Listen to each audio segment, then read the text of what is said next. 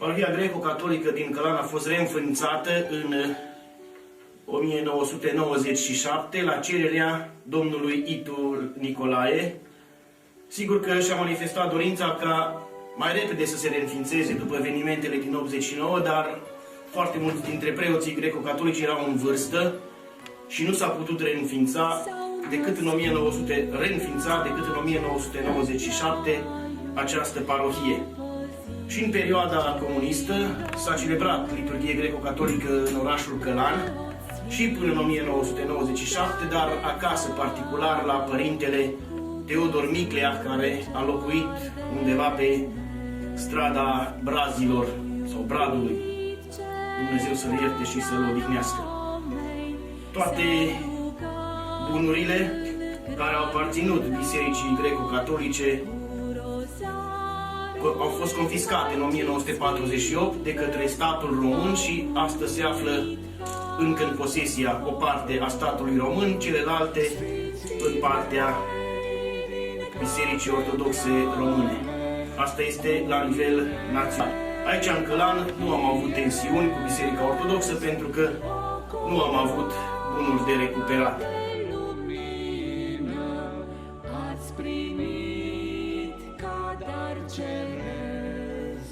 Mulțumim pe această cale bunului Dumnezeu de existența acestei capele, dar și păstrăm vie memoria domnului Itu Nicolae, pe care îl pomenim la fiecare Sfântă Liturghie, printre ctitorii și binefăcătorii bisericii.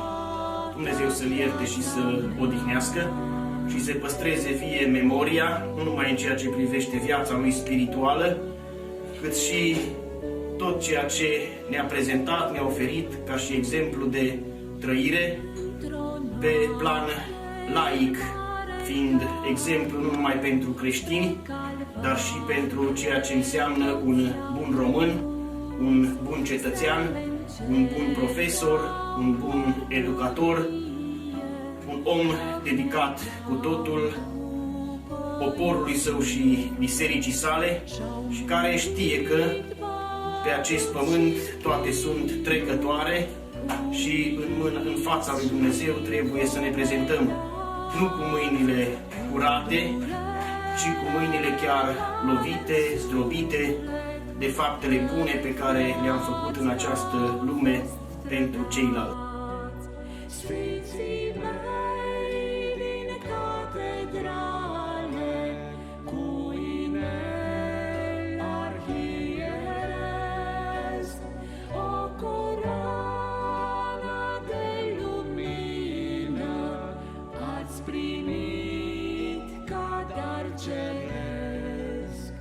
Am păstrat credința noastră și în veci n-o voi lăsa.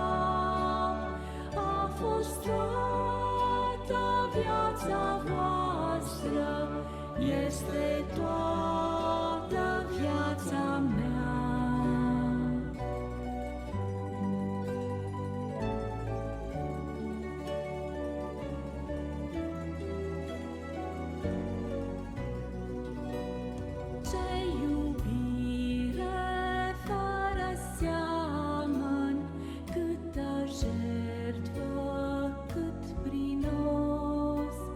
Câte cruci pe zi